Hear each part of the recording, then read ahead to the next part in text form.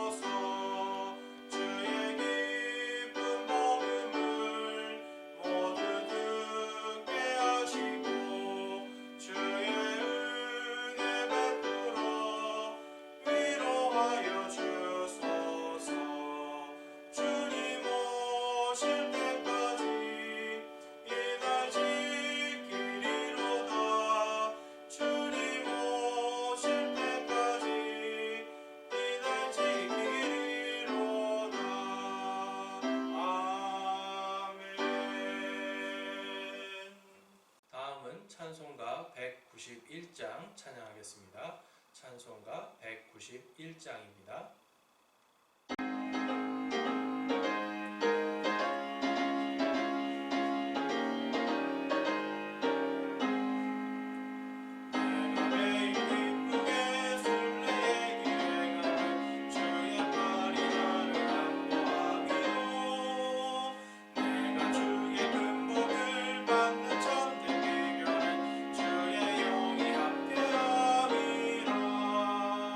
성령이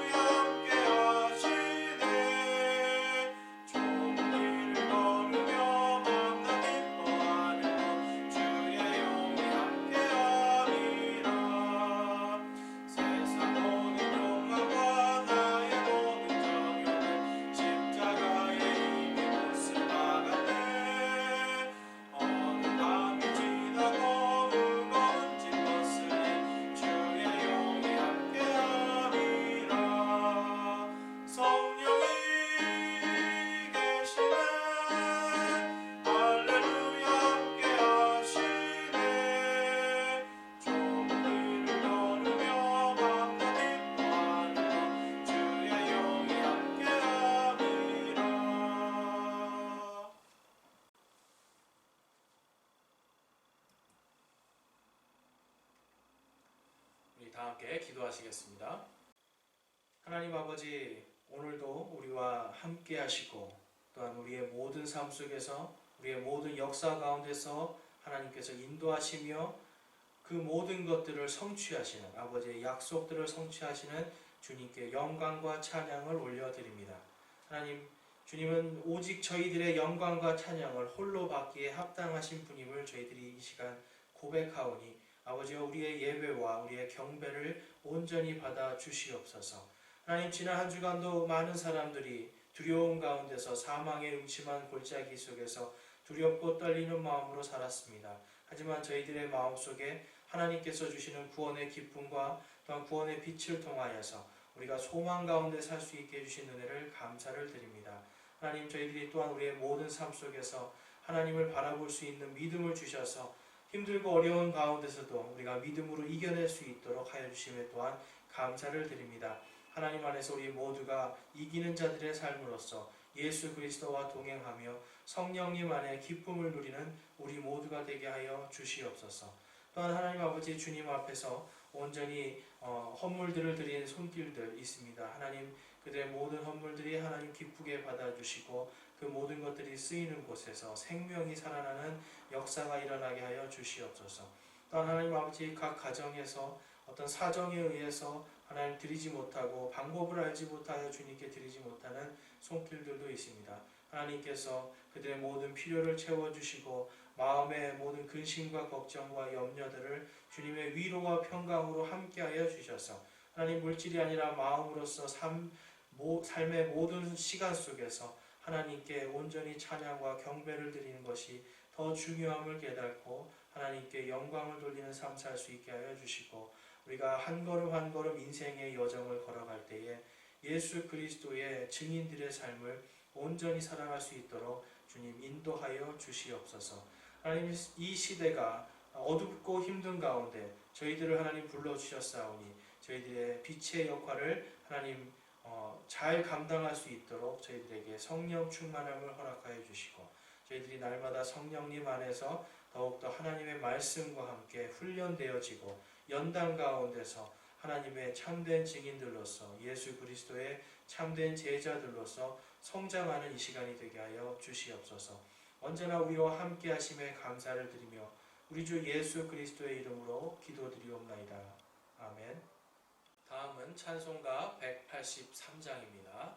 찬송가 183장입니다.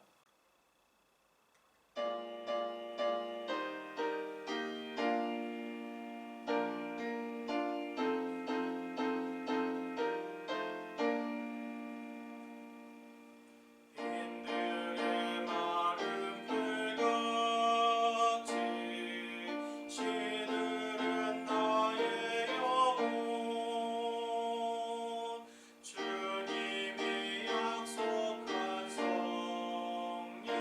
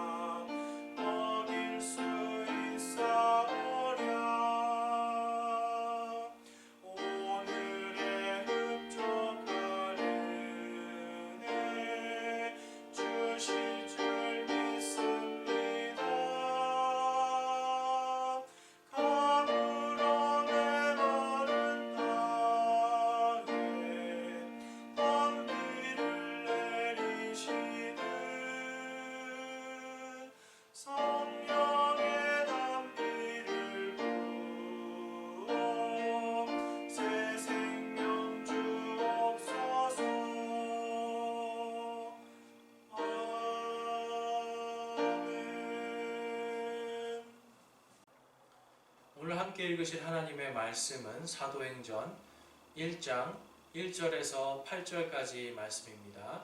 신약성경 사도행전입니다. 사도행전 1장 1절에서 8절까지 말씀 우리 한 절씩 교독하여 하나님께 봉독해 올려드리겠습니다. 오 데오빌로여, 예수님께서 행하시고 가르치기 시작하신 모든 일에 관하여 내가 작성한 이전 보고서는 그분께서 친히 택하신 사도들에게 성령님을 통해 명령들을 주신 뒤에 들려 올라가신 날까지의 일들을 기록한 것이라. 그분께서 순환을 받으신 뒤에 또한 자신이 살아계심을 절대 확실한 많은 증거들로 그들에게 보여주시고 40일 동안 그들에게 보이시며 하나님의 왕국에 관한 것들을 말씀하시고 또 그들과 함께 모이사 그들이 예루살렘을 떠나지 말고 하나님의 약속하신 것을 기다리라고 그들에게 명령하셨느니라. 그분께서 이르시되 그 약속하신 것에 대해서는 너희가 내게서 들었나니 참으로 요한은 물로 침례를 주었으되 너희는 이제부터 많은 날이 지나지 아니하여 성령님으로 침례를 받으리라 하시느니라. 그러므로 그들이 함께 왔을 때에 그분께 여쭈어 이르되 주여 주께서 이때에 그 왕국을 이스라엘에게 다시 회복시켜 주고자 하시나이까 하매 그분께서 그들에게 이르시되 그때나 그 시기는 아버지께서 자신의 권능 안에 두셨으니 너희가 알 바 아니요 오직 성령님께서 너희에게 임하신 뒤에 너희가 권능을 받고 예루살렘과 온 유대와 사마리아에서 그리고 땅의 맨 끝 지역까지 이르러 나를 위한 증인이 되리라 하시니라. 아멘. 시간 함께 기도하겠습니다. 하나님 아버지, 오늘부터 저희들에게 사도행전 말씀을 주심에 감사를 드립니다. 하나님, 사도행전 말씀을 통해서 저희들이 정말 성령님께서 인류의 역사 속에서 그리고 우리의 삶 속에서 어떻게 역사하시는지, 또한 그 성령님의 권능을 통해서 우리가 이 땅에서 어떻게 권능 있는 삶을 살아야 되는지를 깊이 살펴보게 하여 주시옵소서. 그래서 하나님, 우리의 마음속에 그리고 또한 우리의 삶 속에서 성령님을 바라보면서 성령님의 권능으로 모든 어려움들과 모든 악한 것들과 모든 어두움들을 능히 이길 수 있는 우리 모든 성도들이 될 수 있도록 인도하시고 축복하여 주시옵소서. 하나님, 오늘 말씀을 듣는 가운데서도 우리 마음속에 성령님의 감동을 주셔서 이 말씀을 온전히 깨닫고 깨달은 것뿐만 아니라 세상 속에서 권능 있게 살아갈 수 있는 우리 모든 성도들이 되게 하여 주시옵소서. 언제나 우리와 함께 하시는 우리 주 예수 그리스도의 이름으로 감사하며 기도드리옵나이다. 아멘. 오늘부터 사도행전 제1강으로서 이 사도행전 첫 시간 시작하고요. 이제 앞으로 저희들이 계속해서 사도행전을 매주 한번 보기를 원합니다.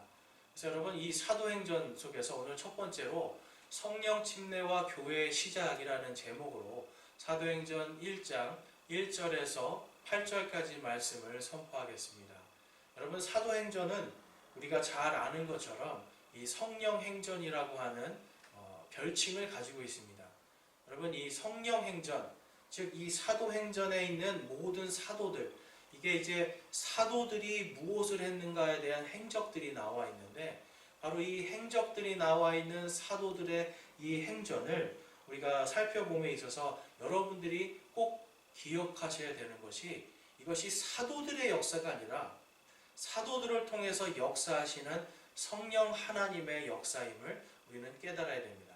또한 성령 하나님께서 누구를 사용하시냐면 처음에는 사도들을 사용하시지만 나중에는 사도들이 세운 교회들을 통해서 이 땅에서 지금 이 시간 성령님의 권능이 바로 저희 교회와 이 땅에 세워진 모든 예수 그리스도의 몸된 교회들 안에서 역사하고 있음을 우리가 깊이 묵상해야 됩니다. 그러니까 저도 그렇고요. 그리고 우리 교회도 그렇고 모든 것이 성령님의 권능 안에 있습니다. 어떻게 보면 우리는 모두가 성령의 권능 안에서 살고 있는 성령의 권능자들입니다. 그래서 요한일서에서는 계속해서 예수 그리스도를 믿는 자가 아니면 누가 세상을 이기는 자냐라고 말씀하시고 있잖아요. 우리가 무엇으로 이깁니까? 바로 성령님의 권능으로, 하나님의 말씀의 권능으로 이 세상을 이길 수 있는 겁니다. 지금 이제 신종 코로나도 많이 이제 창출돼 있고, 이제 이번 주 8일 날입니다. 이번 주 8일이 수요일인데요. 수요일이 이제 유대인에게는 안식일입니다. 유월절입니다. 그러니까 이제 예수님께서 한 요맘때쯤 이제 돌아가신 거 우리가 알 수 있겠죠. 안식일 전날 그 돌아가시잖아요. 그러니까 예수님께서 이 돌아가시는 그 시기와 또한 우리가 이 사도행전을 공부하고 또 사도행전을 보는 이 시기가 참 감사한 것이 뭐냐면, 십자가의 길과 부활에 대해서 우리는 지난 5주 동안을 살펴보았는데, 이제는 성령님의 능력으로 권능의 삶을 사는 우리 성도들이 이 땅에서 지금 이러한 바이러스라든지, 그리고 또 중동 지역에서는 지금 보니까 뭐 3천억 마리의 이러한 메뚜기들이 막 생겨나고, 앞으로 이제 그 과학 잡지라든지 이런 데를 보니까 이 앞으로 2년 주기마다 계속해서 어떻게 보면 이 코로나보다 더 강력한 전염병들이 생길 수도 있다라고 하는 이러한 예견들을 내놓고 있습니다. 그러니까 이러한 지금 혼란의 시대에 과연 우리가 붙들어야 될 것은 무엇인가? 우리의 삶 속에서 누가 우리에게 힘을 주실 건가? 가만히 묵상해 보면 바로 우리 안에 계신 성령님밖에 없음을 우리는 깨달을 수가 있습니다. 그래서 이 땅에서 여러분 지금 가지고 있는 여러분의 돈, 여러분의 시간들, 여러분의 직장들, 여러분 지금 어때요? 다 멈춰져 있잖아요. 돈도 벌기가 힘든 상황이고요. 여러분들이 나가서 여러분들의 남는 시간을 마음대로 활용하지도 못하고 있고 집에 있습니다. 근데 여러분, 이 집에 있는 시간 동안 우리가 무엇을 추구해야 될 건가 가만히 생각해 보면 바로 우리가 누가복음 마지막 시간에 예수님께서 내가 이제 다시 내가 하늘로 올라갈 때에 하나님께서 약속하신 것을 너희에게 주고 높은 곳에서 오는 권능이 너희에게 임할 것이다 라고 하신 그 높은 곳에 임하시는, 높은 곳에서부터 임하시는 권능, 바로 우리가 영원한 권능인 성령님을 바라봐야 될 때임을 우리는 알 수가 있습니다. 여러분, 지금 여러분은 무엇을 보고 계십니까? 하나님의 은혜입니까? 하나님의 복음의 빛을 보고 계십니까? 아니면 세상의 뉴스 속에서 뉴스가 떠들어대고 있는 세상의 어두운 것들을 보고 계십니까? 그것을 통해서 절망하고 좌절하고 있지는 않습니까? 여러분, 그러나 오늘 하나님의 말씀은 이 사도행전을 통해서 우리에게 성령 침례를 주신 분이 바로 이 성령님이시고, 우리에게 복음의 빛을 통하여서 영원토록 우리와 함께 계시는 분이 또한 성령님이심을 우리가 볼 수가 있습니다. 그래서 오늘 이 사도행전을 시작하는 이 첫 시간으로서 우리가 잠깐 이 사도행전이 과연 어떤 책인지를 간략하게 한번 보기를 원하는데요.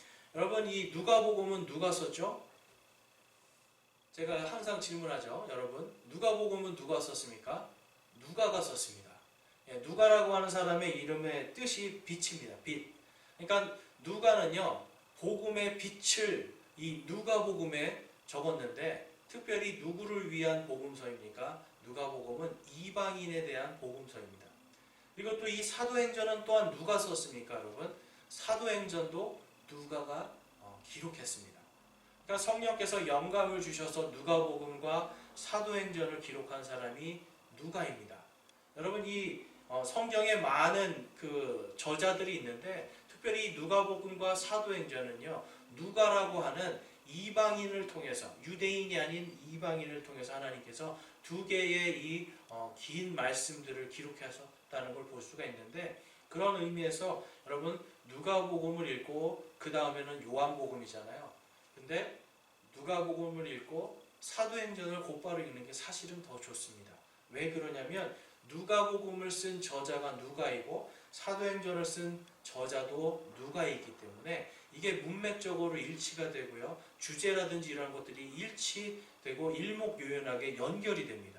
그래서 같은 짝이라고 보시면 되고, 많은 사람들이 이 사도행전을 이 누가복음 속편이다라고 그렇게 부르고 있습니다. 그래서 여러분, 이 누가복음은요, 다른 것이 아니라 교회의 시작과 교회의 역사에 대한 부분을 다루고 있는데, 그 교회의 역사와 그 교회의 모든 시작을 누가 시작하시는 거예요? 바로 성령 하나님께서 그 모든 것들을 인도하시고 이끌어가고 계심을 우리가 알 수가 있습니다. 이 사도행전의 기록 연대를 보면 이것은 주후 약 65년경입니다. 그러니까 예수님께서 태어나실 때가 1년입니다. 주후 1년. 그래서 예수님 이제 돌아가실 때가 주후 한 30년 되고, 그리고 지금은 이게 쓰여질 때는 약 주후 65년. 그러니까 예수님께서 돌아가시고 약 한 35년 뒤에 이 사도행전이 기록되는 것을 볼 수가 있습니다. 그래서 여러분, 이 예수 그리스도의 이 교회가 어떻게 시작됐는가 해서 이 사도행전은요, 이 약 한 33년 동안의 이 교회들과 사도들의 행적에 대해서 기록해 놓고 있는 책입니다. 그래서 여러분들, 이 사도행전을 우리가 잘 가만히 이제 천천히 공부하면서 들여다보면 그 안에서 교회가 처음에 어떻게 했고, 처음에 초대교회의 모습은 어땠고, 초대교회의 믿음은 어땠고, 초대교회에서 역사하신 성령님에 대해서도 우리가 볼 수가 있습니다. 여러분, 이것이 왜 중요할까요? 이것이 중요한 이유는요, 사람은 항상 초심을 잃기가 너무나 쉽습니다. 그래서 여러분, 초심을 잃지 않기 위해서 어떤 사람들은 예전에 써놨던 기록이라든지 예전에 썼던 자신의 일기를 다시 보는 사람들이 있습니다. 마찬가지로 우리 교회도 초심을 잃지 않고 첫사랑을 잃지 않기 위해서는 이 사도행전을 잘 공부하고 묵상하는 것이 중요합니다.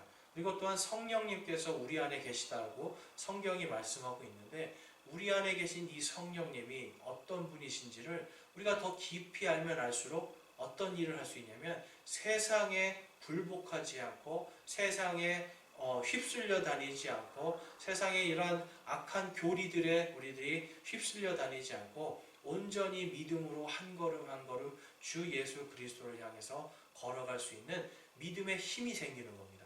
그래서 여러분, 이 사도행전이 어떻게 보면 교회 전체의 역사를 다루고 있지는 않지만, 이 사도행전이 다루고 있는 33년 동안의 이 사도들과 교회의 역사를 통해서 우리는 우리의 첫사랑, 우리의 첫 믿음, 그리고 옛 믿음, 오래된 믿음. 여러분, 옛 것이 나쁜 게 아니잖아요.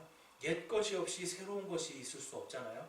이 특별히 우리의 믿음은요, 여러분, 2000년 전에 이 사도들과 교회들이 믿었던 그 믿음이 무엇인지를 분명히 알아야 지금 시대에 우리가 정말 믿고 있고 내가 예수님을 믿는다고 하지만 종교화가 되고 종교인이 되는 그러한 현상들이 많이 일어나고 있거든요. 교회도 마찬가지로 교회로서의 역할을 하지 못하고 하나의 문화센터처럼 전락하거나 이러한 경우들이 있거든요.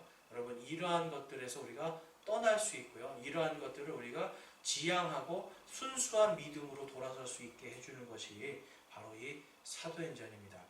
자, 사도행전에 보면 우리가 오늘 읽었던 본문 1절 말씀에 보면 오 데오빌로여 라고 말씀하고 있습니다. 이 데오빌로는요, 제가 이제 문헌들을 쭉 찾아보니까 이 데오라는 말은 하나님이라는 뜻이고, 필레오스, 이 말은 이 친구라는 뜻입니다. 그래서 하나님의 친구라는 뜻을 가진 이 이름을 가진 데오빌로입니다. 누가복음 맨 앞장에 1장에 가면 데오빌로 가카요라고 하는 것을 통해서 이 사람이 당시에 로마 어떤 행정관이나 로마의 어떤 한 지역을 다스리는 굉장히 고위층 관리였다라는 것을 우리가 볼 수가 있습니다. 그러니까 예수님을 못 박은 빌라도 정도의 힘을 갖고 있었을 거다라고 볼 수가 있는데, 이 데오빌로는 그러니까 여러분 누구죠? 이방인입니다. 그래서 이 사도행전은요, 누가복음과 마찬가지로 이방인들에게 어떻게 복음이 전했는가가 사실은 중점적으로 다루어지고 있는 거예요. 그러니까 이방인의 빛이 이방인에게 복음의 빛이 어떻게 전해졌는가를 알려주는 것이 사도행전입니다. 자, 그래서 이 데오빌로 가카라고 불리는 이 사람은요, 로마나 혹은 또한 알렉산드리아 이쪽에 있었던 사람으로 대부분 이렇게 이해가 되고 있고요. 이 사도행전에서 특별히 이제 여러분 중심이 되는 사도가 두 사람이 있습니다. 그 사람이 누구냐면 첫 번째는 베드로고요. 두 번째는 이 사도 바울입니다. 여러분들이 잘 아시는 것처럼 베드로는 12제자들, 12사도들 중에서 가장 으뜸이 되는 사람이었죠. 그리고 이 사도 바울은 예수 그리스도를 믿는 자들을 죽이러 다니던 사람이었는데 그가 부활하신 예수님을 만나고 180도 완전히 바뀌어져서 예수님의 모든 이 복음을 전 세계에 다 전파하는 사람으로 바뀌는 것을 볼 수가 있는데 그 내용이 바로 사도행전에 있습니다.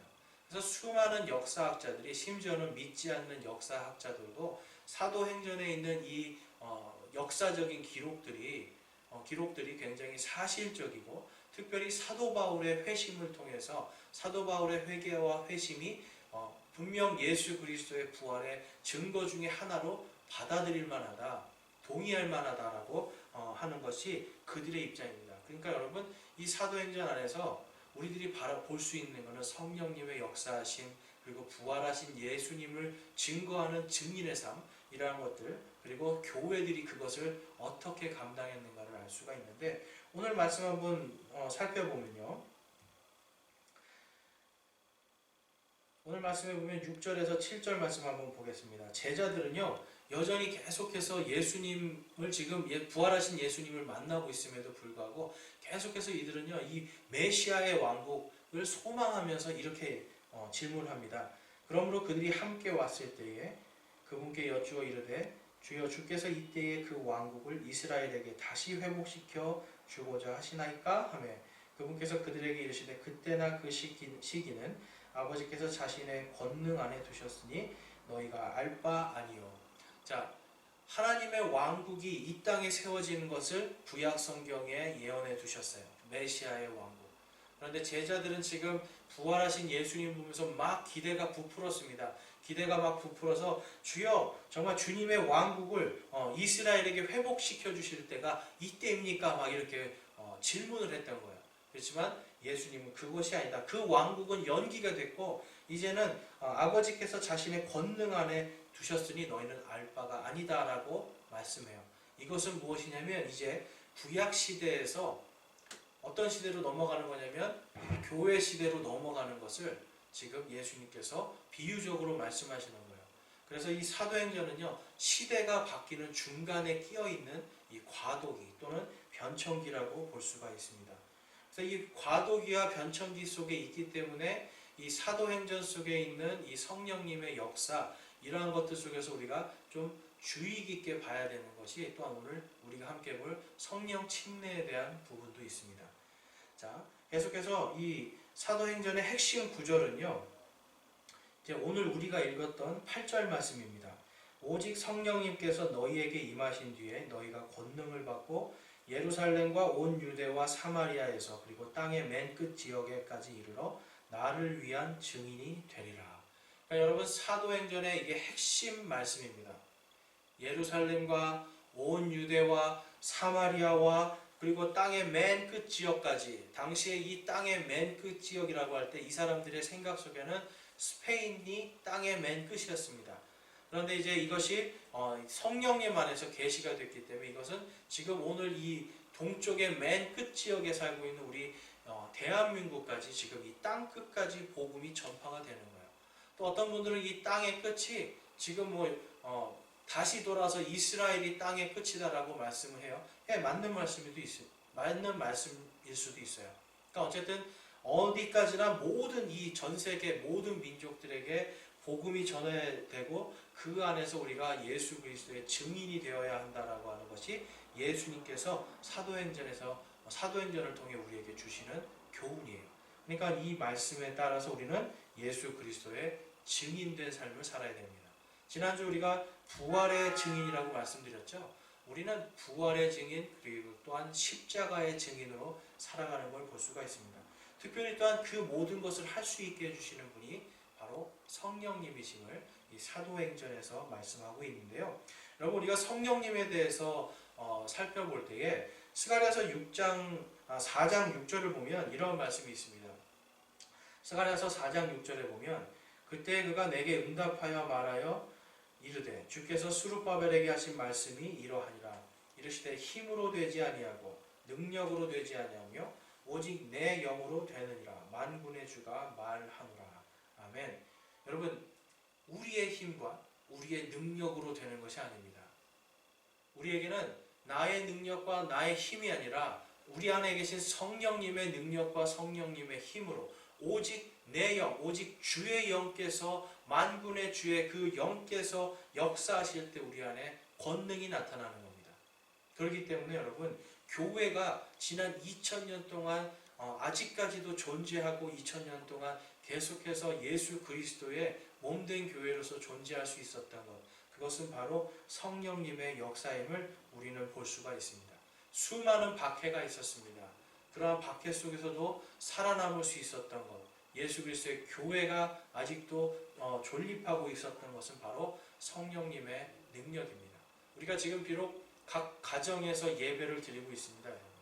그런데 여러분이 지금 예배드리는 그 처소가 바로 예수 그리스도의 성령께서 계시는 성전이고, 여러분 자신이 성전이잖아요.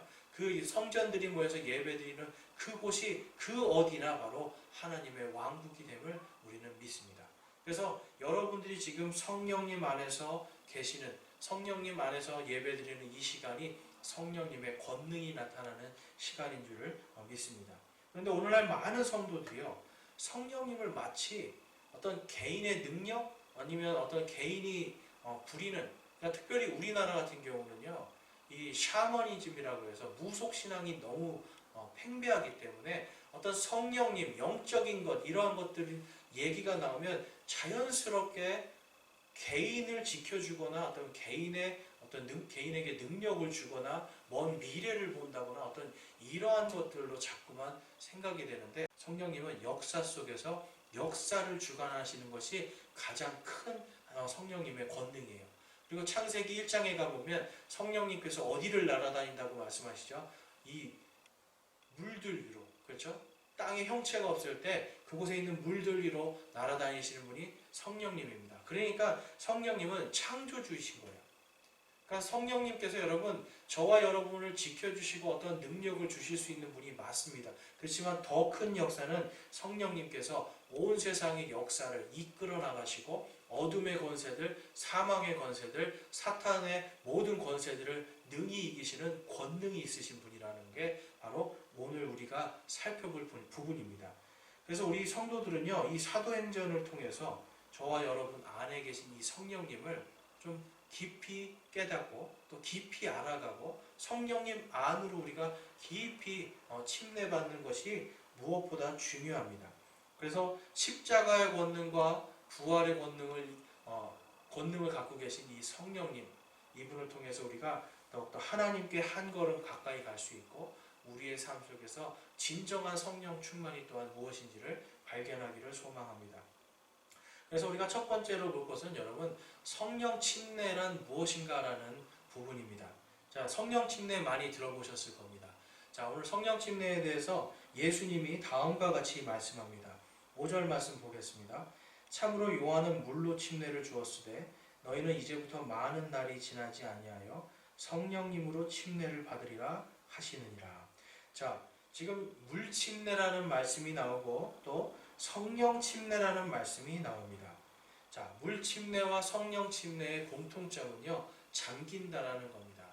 지금 우리나라 같은 경우는요, 여러분, 전 세계에서 좀 약간 드물게 장로교가 좀 많이 크다 보니까 장로교의 어떤 그런 문화 속에서 기독교계가 이렇게 형성이 되다 보니까 지금 이제 침례라는 말이 굉장히 생소하거나 이게 좀 이상하게 들리거나 거북하게 들리는 분들이 많이 있습니다. 대부분 세례라는 말을 많이 알고 계시는데 여러분, 세례와 침례는요 완전히 다른 겁니다. 어떤 분들은 에이, 세례나 침례나 똑같은 거 아니야? 그게 그거 아니야? 이렇게 생각하겠지만 그게 의미가 완전히 다른 거예요. 가장 다른 것은 뭐냐면 침례는 여러분 물속에 잠긴다라는 겁니다. 전 세계적으로 여러분 침례라는 것이 이 영어로는 베프티즘입니다. 베프티즘. 그래서 이 침례 교인들은 베프티스트라고 이야기하는데요. 이것은 그리스어의 밥티조라고 하는 단어에서 나옵니다. 처음에 여러분 이 신약 성경이 쓰일 때 그리스어로 쓰여졌습니다. 그러니까 그리스어로 쓰여진 이 신약 성경에서 왜 굳이 밥티조라는 단어를 썼을까요? 그것은 왜 그러냐면 물속에 완전히 잠기는 의식이었기 때문에 그래요. 그래서 실제로 이 침례자 요한, 성경에서 보면 침례자 요한이 회개하라 하나님의 왕국이 가까이 왔노라 외치면서 이 요르단강에서 침례를 주는데, 지금도 여러분 침례자 요한이 침례를 줬다고 하는 그 장소에 가면 사람들이 깊은 물속에서 완전히 몸이 담구어지는, 전체 몸이 다 담구어지는 그런 침례를 받습니다. 그러니까 침례자 요한이 준 침례는 완전히 잠기는 침례예요. 근데 세례는 뭐냐면 물을 뿌리거나 머리에 물을 붓는 것을 세례라고 합니다. 그리고 세례의 의미는 씻을 세자를 한국에서 쓰고 또 중국에서 쓰는데, 이게 이제 왜 그러냐면 영어로 가면 다 똑같이 베프티즘인데 의미가 중간에 바뀌어버린 거예요. 특별히 어떤 의미로 바뀌게 되냐면 죄를 씻는 의식이 됩니다. 그래서 어떤 분들은, 저도 그렇고요, 이 세례가 저도 세례를 받았었거든요. 원죄를 씻는 의식이다라고 그렇게 배웠었어요. 그렇게 가르치시는 분들도 있고. 근데 여러분, 우리의 죄를 씻는 것은 오직 예수 그리스도의 보혈밖에 없습니다. 물로 씻는 것이 아니라 그리스도의 보혈로, 십자가의 보혈로 씻는 겁니다. 그렇기 때문에 여러분, 세례라는 것이 뭔가 처음의 의미와는 좀 다르게 됐다는 걸 알 수가 있죠. 그렇다면 침례는 무엇입니까, 여러분? 침례는 물속으로 내가 완전히 잠김으로 인해서 나의 옛사람이 다 죽어버리는 거예요. 그러니까 내가 내 교회 앞에서 나는 이제 완전히, 옛날 사람들은 물속에 들어감으로 다 죽고 다시 예수 그리스도와 일으켜짐으로 나는 완전히 거듭난 삶을 살기를 결단했습니다라고 하는 믿음의 결단을 보여주는 거예요. 그러니까 구원하고는 상관없습니다. 죄가 용서되는 것하고도 상관이 없습니다. 내가 오직 예수 그리스도의 보혈의 피로 구원받고 옛사람은 죽고 이제 나는 완전히 거듭난 삶을 예수 그리스도와 함께 살겠습니다라고 하는 자신의 믿음의 표현으로, 자신의 선한 양심의 표현으로 드렸던 게 침례인 겁니다. 그래서 여러분, 예수님이 사실 이러한 명령을 주셨죠. 마태복음 28장 19절에서 20절에 가보면, 그러므로 너희는 가서 모든 민족들을 가르치고 아버지와 아들과 성령의 이름으로 그들에게 침례를 주며 내가 너희에게 명령한 모든 것을 그들에게 가르쳐 지키게 하라. 보라, 내가 세상의 끝까지 항상 너희와 함께 있으리라 하시니라. 아멘. 여러분, 이 침례라고 하는 걸 지금 예수님이 교회에 명령하신 거예요. 이해가 되세요? 예수님께서 침례를 주라고 하실 때 예수님이 말하는 이 침례는요, 지금 여러분들이 알고 계시는, 또 우리가 흔히 알고 있는 세례의식이 아니었습니다. 예수님과 예수님의 제자들은 모두 이 침례자 요한에게 요르단 강물에 가서 완전히 잠기는 침례를 받았어요. 그래서 교회 안에서 그것이 여러분 400년 동안 계속해서 지켜지고 있었습니다. 그런데 약 한 4세기 후반 그리고 5세기에 들어서 이 로마 카톨릭이 이것을 관수례라고 하는 걸로 바꿉니다. 특별히 이제 유아세례라고 하는 것이 그전에는 없었는데 교회에 없었습니다. 그런데 갑자기 4세기 초반, 4세기 말부터 그리고 4세기 후반부터 갑자기 유아세례라는 것이 생기면서 아기의 머리에 이렇게 물로 뿌리는 이러한 일들을 하게 되는 거예요. 근데 이것이 여러분, 당시에 그 지역에 있었던, 이 터키 지역에 있었던 이교도들이 하던 풍습이었습니다. 그러니까 이교도들의 풍습과 예수 그리스도를 믿는 이런 교회의 어떤 이런 풍습들이 그냥 이렇게 혼합되면서 이러한 형태가 나타나기 시작했던 거예요. 그래서 그때부터 사실 이 침례를 줘야지 된다, 세례를 줘야지 된다라고 하는 것으로 교회들이 싸우기 시작합니다. 그런데 아시는 것처럼 이 가톨릭 교회는 이 황제와 결탁을 하면서 군사적인 힘을 갖게 돼요. 그래서 이때부터 여러분, 이 중세의 1000년 동안 이 로마 카톨릭이 정권을 잡고 왕들을 자신들의 종교 권력으로 그들을 이끌어 나가는, 좌지우지할 수 있는 그러한 시기가 약 한 1000년이었고, 그것을 이제 중세 암흑기라고 하는데, 그 동안에 여러분, 이 침례 때문에, 침례와 이 유아세례를 반대하던 사람들이 있었습니다. 그들이 바로 침례교인이에요. 당시 여러분, 이 침례교인이라는 말이 왜 생겼냐면 침례를 주장하는 자들, 그래서 침례교인이라는 낙인을 찍어서 사람을 죽였거든요. 약 한 1000년 동안 5천만 명 이상이 죽었습니다. 공식 집계가 5천만 명이고요. 어떤 주변 약 한 1억 명 이상이 죽었을 거다 이렇게 예상을 하는 사람도 있는데 어쨌든 그냥 우리나라 인구 전체가 다 죽었다고 보시면 돼요. 그러니까 엄청나게 많은 사람들이 이 예수님의 명령대로 살고자 애쓰고 목숨을 내놓았던 것. 그래서 여러분 침례하고 세례는 완전히 다른 것입니다. 자, 그래서 여러분 이제 이 침례라고 하는 부분이 그래서 지금까지도 여러분 이 침례라는 부분이 이 온 인류에 끼친 영향력이 굉장히 큽니다.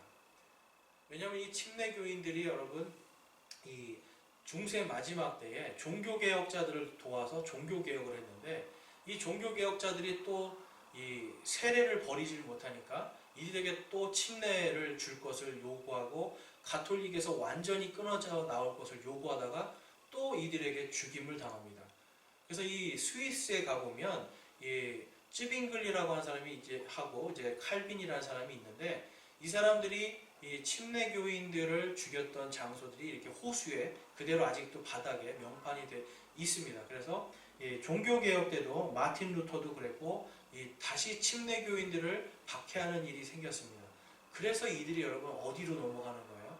이들이 이 종교의 자유, 믿음의 자유, 신앙의 자유를 찾아서 미국으로 넘어갑니다. 그래서 여러분 미국은 지금 여러분 전 세계에서 가장 큰 어떤 침례교 그룹들이 형성되어 있죠. 그래서 미국은 한 80% 이상이 침례교도들입니다. 근데 여러분 이들이 또 이룬 것이 무엇이냐면 미국에 갔는데도 거기에서 또 죽임을 당했어요. 그래서 이 영국의 국교회인 성공회 그리고 그 당시에 이 칼빈주의를 따랐던 이 청교도들 이러한 사람들에 의해서 예배가 중지당하고 예배를 드리거나 침례를 주거나 이제 이러한 침례교회들이 아무튼 박해를 받고 죽임당하는 일이 생겼습니다. 그래서 이 침례교 목사님들이 이 미국의 3대 대통령인 토마스 제퍼슨에게 가서 우리에게 종교의 자유를 주시고 우리에게 예배의 자유를 달라고 청원을 해요. 그래서 그 청원을 받아들이면서 전 세계에서 가장 최초로 종교의 자유법, 예배의 자유법이라는 생기는 것이 바로 미국이라는 나라입니다. 그래서 여러분 오늘날 여러분들과 제가 누리고 있는 이 종교의 자유 이것은 여러분 침례교인들이 우리가 마음껏 예배 드릴 수 있게 하고 우리가 침례를 줄 수 있게 해달라고 하는 그 믿음의 요청 때문에 생긴 것입니다. 그것이 여러분 헌법까지 바꾸는 역사를 볼 수가 있습니다. 여러분 이토록 침례라는 것이 아무것도 아닌 것 같지만 실제로 굉장히 깊은 의미가 오늘날에도 있고요. 특별히 오늘 우리가 살펴볼 이 성령 침례는요. 이 성령 침례는 여러분 성령 세례와는 완전히 또 다른 의미로 우리에게 다가옵니다. 성령 세례 그러면 어떤 느낌이세요, 여러분? 성령을 위해서 이렇게 막 붓는 느낌, 그런 느낌이 있죠. 근데 성령 침례는 뭡니까? 성령님 안으로 우리가 들어가는 거예요. 자, 우리가 어떤 이 성령 충만을 주시옵소서, 뜨거운 불을 내려 주시옵소서, 성령의 불을 주시옵소서 이러한 기도들도 하고 찬양들도 하는데 여러분 사실 이거는 성령 세례라고 하는 이 단어 때문에 그러한 의미 때문에 그러한 믿음이 생기고 그러한 기도가 생겨요. 근데 반대로 생각해 보시고 한번 성령 침례라고 하는 부분을 생각해 보면 여러분 우리가 완전히 겸손해지고 내 자신이 죽는 겁니다. 내가 나의 모든 자아와 나의 정욕과 나의 모든 욕심들, 탐욕들을 다 예수 그리스도 앞에서 죽이고 성령님 안으로 겸손하게 들어가는 것이 바로 성령 침례라고 할 수가 있습니다. 그래서 여러분 회개할 때 우리가 성령님 안에서 충만함을 느끼는 게 뭐냐면 바로 회개를 통해서 성령님 안에서 우리가 그분의 충만함을 느낄 수 있기 때문에 그렇습니다. 자, 골로새서 2장 12절에 가보면 이런 말씀이 있습니다. 너희가 침례 안에서 그분과 함께 묻혔고 그분을 죽은 자들로부터 살리신 하나님의 활동을 믿음으로 말미암아 침례 안에서 또한 그분과 함께 일어났느니라. 아멘. 여러분 지금 이 사도 바울은요 너희가 침례 안에서 그분과 함께 묻혔고라고 말씀해요. 우리가 예수 그리스도를 나의 주 나의 하나님으로 고백할 때 맨 처음에 하는 게 뭐죠? 바로 회개입니다. 나의 옛사람에 대한 내가 하나님 없이 살고 하나님 밖에서 내가 내 마음대로 살았던 삶을 회개하고 바로 성령의 침례 안으로 들어가는 겁니다. 그래서 그분과 함께 묻히고 그분을 죽은 자들로부터 살리신 하나님의 활동을 믿음으로 말미암아 침례 안에서 또한 그분과 함께 일어났느니라. 여러분, 침례는요, 물속에 들어가면서 제가 아까 말씀드린 것처럼 나는 죽고요, 나의 옛사람은 죽고 예수 그리스도와 함께 일어나는 겁니다. 그래서 성령 침례는요, 여러분, 내 모든 것들이 회개와 함께 죽어지는 것이 바로 성령 침례입니다.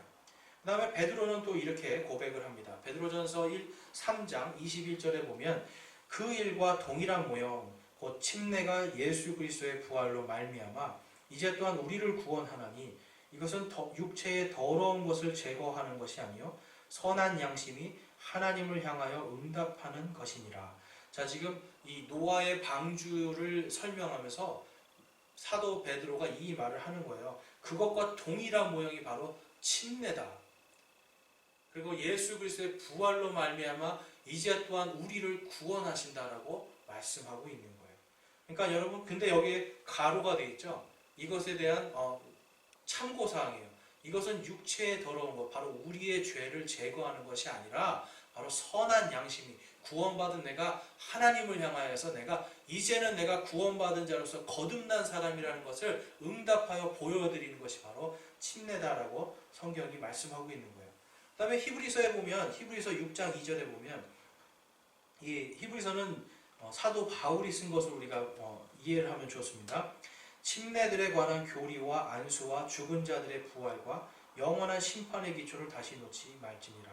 여러분, 침례에는요, 항상 무엇이 있다는 걸 지금 볼 수가 있어요. 바로 부활입니다.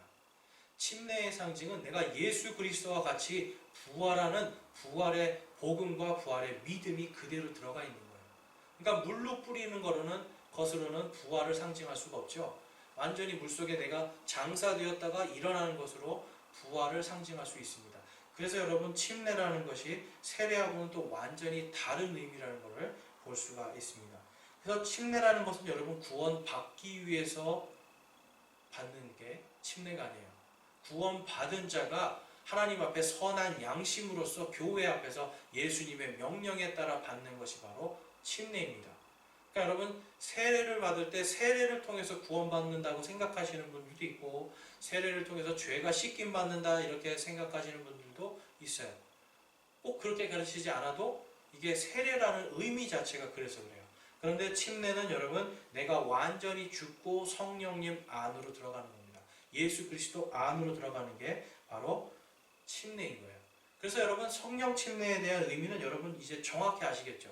성령 침례는 바로 우리가 예수님을 믿는 그 순간 우리의 영과 혼이 바로 성령님 안으로 들어가는 거예요.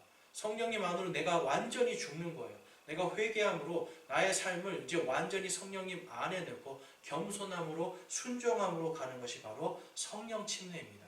그래서 여러분, 구원받는 즉시 무엇이 일어나는 거예요? 성령 침례가 일어나는 거예요. 그런데 아까 말씀드린 것처럼 사도행전은 과도기적인 책입니다. 과도기를 겪어가야 되는 책이기 때문에 여기서 지금 구원받은 자들이 나중에 성령님을 받게 돼요. 그렇지만 이 이후부터는 어떤 일이 생기게 됩니까, 여러분? 성령님이 믿는 즉시로 나타나는 것이 이 교회에서 성령 침례에 대한 이해로서 자리 잡게 됩니다. 우리 갈라디아서 3장 한번 보겠습니다.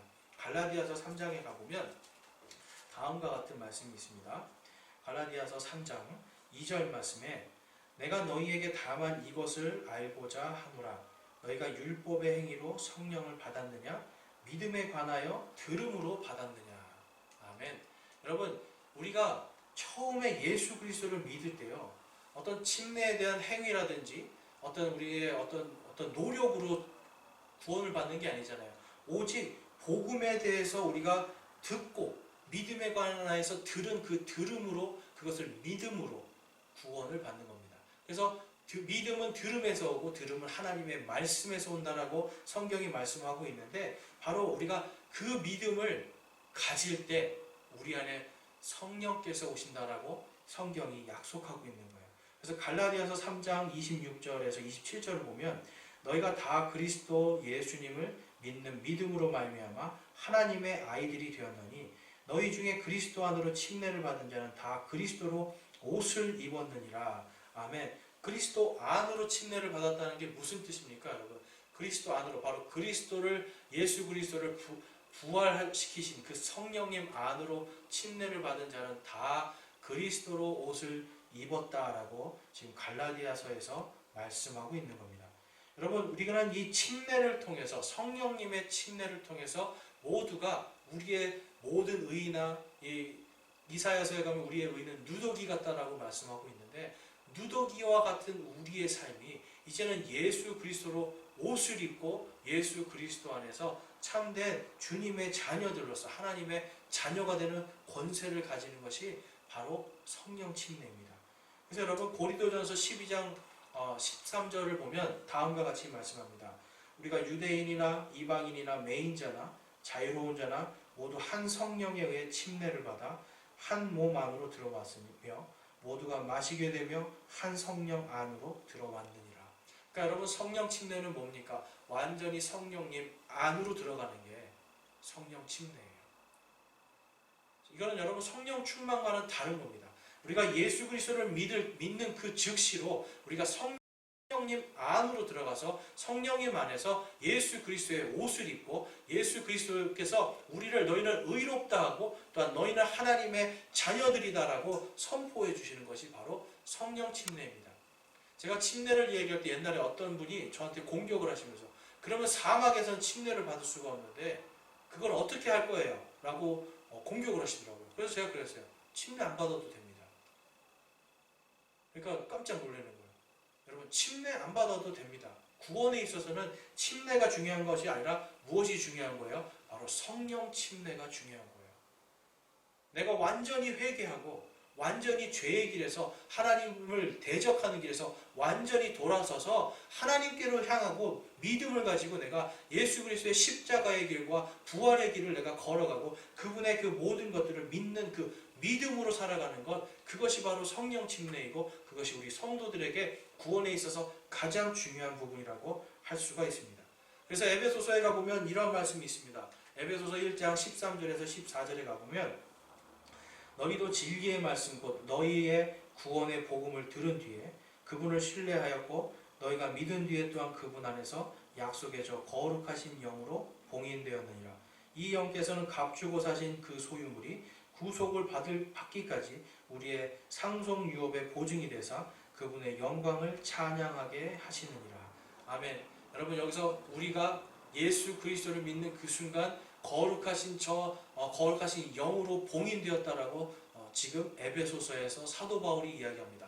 당시에는 여러분 이 문서들요 전부 다 둘둘둘 많은 거예요. 말아서 거기에다가 봉인을 해서 아무도 열지 못하게 막습니다. 그러니까 여러분, 우리는 지금 성령님의 이 두루마리 안으로 완전히 들어가 있는 거예요. 성령 침례라는 것은 완전히 성령님 안에 들어가고 성령님께서 봉인해서 나중에 우리가 예수 그리스도를 만나고 모두가 부활할 때까지 그분께서 우리의 구원을 보증하고 계시는 것이 바로 성령 침례라고 할 수가 있습니다. 여러분, 성령 침례 받으셨습니까? 우리에게는 예수님을 믿는 그 순간 그 즉시로 성령 침례가 임한 줄을 믿습니다. 어떤 우리의 행위로 여러분, 우리가 어떤 무슨 방언을 하거나 어떤 성령의 능력을 우리가 나타내는 것으로 성령 침례를 받는 것이 아닙니다. 그것은 성령께서 우리에게 나중에 교회를 세우기 위해서 주신 것들이지만 분명한 것은 예수 그리스도를 믿는 순간 우리는 모두가 성령님 안으로 말려 들어가서 거기에서 우리가 예수 그리스도로 옷을 입고 우리의 누더기와 같은 우리의 의는 다 벗어버리고 예수 그리스도의 의로운 옷으로 갈아입고 성령님께서 다시 예수님을 만나는 그날까지, 부활의 그날까지, 마지막 그날까지 우리의 모든 구원을 보증해 주신다라는 게 바로 성령 침례입니다. 그렇기 때문에 여러분, 오늘 말씀에서 그 모든 것들을 종합적으로 이렇게 말씀하고 계시는 거예요. 8절 말씀 함께 보겠습니다. 사도행전 1장 8절 말씀입니다. 오직 성령님께서 너희에게 임하신 뒤에 너희가 권능을 받고 예루살렘과 온 유대와 사마리아에서 그리고 땅의 맨 끝 지역에까지 이르러 나를 위한 증인이 되리라. 아멘. 여러분, 무슨 권능입니까? 바로 우리가 영원토록 성령님 안에 거하는 권능입니다. 우리의 모든 구원이, 우리의 영과 혼과 우리의 육신이 다시 부활하고 다시 생명의 권능을 가질 것에 대한 보증의 권능입니다. 성령님의 권능은 여러분 십자가의 권능이고, 성령님의 권능은 바로 부활의 권능이고 영원한 생명의 권능입니다. 바로 그 권능이 우리 안에 있는 겁니다. 그래서 여러분 우리가 표현할 때 우리 안에 계신 성령님, 우리 안에 계신 성령님이지만 실제로는 누구 안에 있는 거예요? 우리가 성령님 안에 있는 겁니다. 여러분 성령님 안에 우리가 있는 겁니다. 우리가 성령님 안에 깊이 거함을 우리가 깨닫고 성령의 말씀대로 나를 죽이고 나의 삶 속에서 내가 겸손하게 하나님의 말씀에 따라 순종하는 삶을 살고자 노력하고 한 걸음 한 걸음 걸어갈 때 우리 안에는 성령님으로 충만한 것들이 나타나게 되는 겁니다. 여러분 우리는 지금 성령님 안에 있음을 깊이 묵상하시기 원합니다. 이 시대가 어렵고요. 이 시대가 지금 아무리 악한 시대라고 할지라도 우리가 성령님 안에서 거하고 그분 안에서 한 걸음 한 걸음 세상을 걸어갈 때 우리는요 예루살렘과 온 유다와 사마리아와 땅의 맨 끝까지 전파됐던 이 복음의 빛이 우리를 통해 나타날 수가 있고 우리 안에 생명의 권능이 있기 때문에 시대가 어떻게 변하든 간에 우리는 흔들림 없이 믿음으로 살아갈 수 있는 겁니다. 이것이 바로 성령 침례가 교회를 시작할 때 하나님께서 허락하셨던 가장 핵심적인 복음의 권능인 겁니다. 여러분 성령 침례를 여러분 받으셨습니까? 오늘 이 시간 여러분 안에 성령 침례가 없다라면 성령 침례를 소망하기를 원합니다. 이것은 예수 그리스도를 믿는 믿음이 확고한가 확고하지 않는가를 우리가 볼 수 있는 거예요. 여러분 안에 구원의 확신이 있습니까? 내가 오늘 당장 죽어도 내가 예수 그리스도께 갈 수 있고 천국에 갈 수 있다고 하는 소망이 있습니까? 그렇다면 여러분은 이미 성령으로 침례를 받은 사람들입니다. 그렇지만 여러분 안에 아직도 믿음이 의심스럽고 아직도 확신이 없고 아직도 내 마음속에 예수님의 십자가와 부활이 믿어지지 않고 그것이 과연 그러한가 계속해서 궁금증과 질문들 속에만 아직도 거하고 있다면 여러분 오늘 이 시간 주님께 완전히 회개하고 성령님께서 여러분의 마음을 열어서 믿음을 주시고 성령 침례를 통해서 성령님 안으로 들어가기를 소망하기 원합니다. 이번 한 주간 성령께서 주시는 이 권능으로 성령 침례를 받은 자들로서 성령의 권능으로 모든 어두움들과 모든 악한 권능들을 능히 이기는 저와 여러분이 되시기를 주님의 이름으로 축원합니다. 오늘 이 시간 우리 함께 기도하는 시간 갖겠습니다. 우리 결단의 기도 드리겠습니다. 여러분 오늘 여러분들 마음속에 구원의 확신이 있으십니까? 예수 그리스도의 십자가와 부활의 그 권능과 그 복음의 빛을 온전히 믿고 따라가는 믿음이 있습니까? 여러분의 믿음이 아직도 연약하다라면 구원의 확신이 없고 아직도 내가 하나님의 말씀이 의심스럽고 믿어지지 않는다라면 아직 여러분들은 온전한 성령 침례 가운데 거하지 못할 수 있습니다.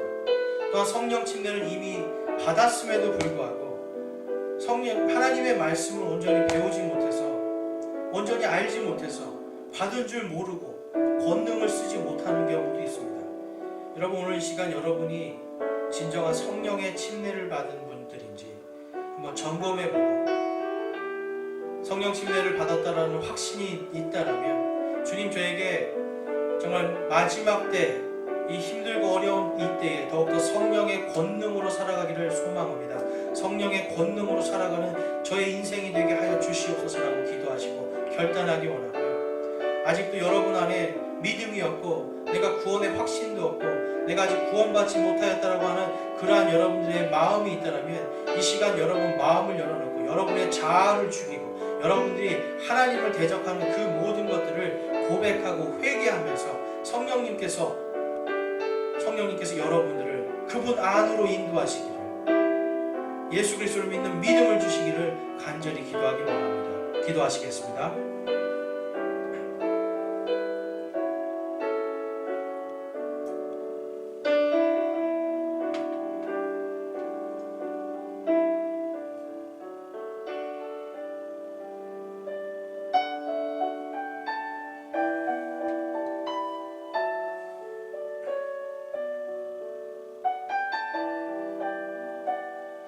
오늘 시간 말씀을 통해서 내가 성령 침례를 온전히 깨달았고 또 내가 이제는 예수 그리스도의 옷을 입은 자로서 성령님의 권능으로 살아가기를 내가 결단합니다. 내가 성령님의 권능으로 모든 것들을 이기는 믿음의 사람, 또한 내 자신이 온전히 성령님 안에서 하나님의 말씀 안에서 나는 죽고 오직 예수께서 살아나시는 내가 부활의 삶으로 살기를 소망합니다 하시는 분 있으면 손을 들어서 하나님께 우리의 마음을 드리겠습니다.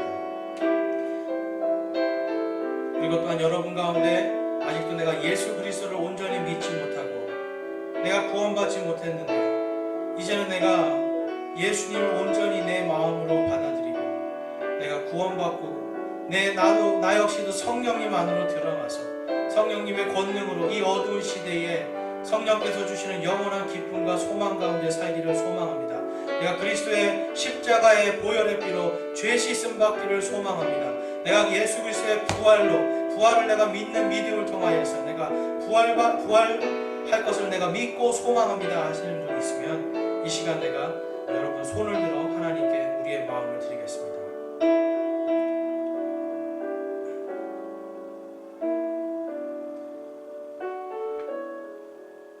여러분들이 손을 들어서 마음으로 지금 드리는 여러분들의 그 마음을 하나님께서 기쁘게 받아주시고 여러분의 마음마다 성령의 충만함을 허락하여 주시고 성령의 능력의 사람, 권능의 사람으로 이번 한 주간 그리고 앞으로 주님 오시는 그날까지 성령님 안에서 거하고 성령의 능력으로 살아가는 저와 여러분이 되시기를 주님의 이름으로 축원합니다. 찬송가 310장 우리 다 함께 찬양하겠습니다.